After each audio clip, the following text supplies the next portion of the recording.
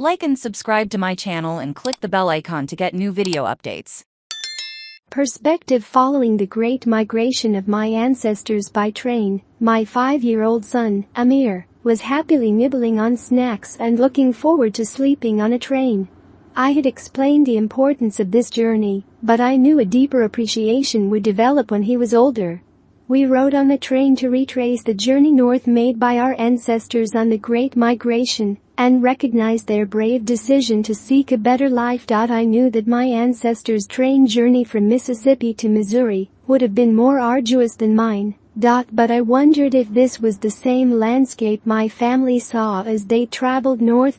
Many of them made their way from across the Mississippi to cities in the northern Midwest, but for the sake of simplicity, we followed that path most likely taken by my great-grandmother, Viola Mays, who was born in Crystal Springs, Miss, and first moved to St. Louis before having a few years later moved further north to Chicago. This movement of people is almost unprecedented in American history. I knew my great-grandmother. She was my oldest living relative before she died in her 92nd. But the few memories I have with her are of a hazy childhood. The strongest images I have come from the little details my dad shared about being raised by Mama Mays. He related how she became passionate about plants, including her Moses in the cradle, which he reproduced and still has today. He shared her collard greens recipe and how she sold neighborhood dinners for extra money. Heirlooms may not be available to everyone for family root clues. We don't have a family Bible that someone carries around. We don't have pictures, we were just poor, so we don't have that stuff, Gran said of her family, who traveled south, a lesser-known migration route, during the same period. In the early decades of the Great Migration, most people left the South by train. Families on the East Coast took the Atlantic Coast train to Richmond and then connected it to various rail lines going further north.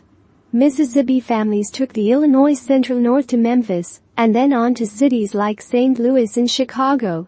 According to the Routledge Historical Atlas of the American Railroads, if the Southern Pacific Railroad would have taken passengers based in Louisiana and Texas westward to California in the early 20th century, the South would have been forced to travel in separate railroad cars, which were usually the oldest, and in the event of an accident, often the most dangerous.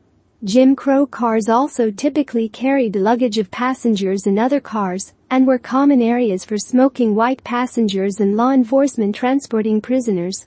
I've spent a lot of time in Chicago, but not in St. Louis, so I decided to focus on this trip on my great-grandmother's first stop on her Great Migration journey.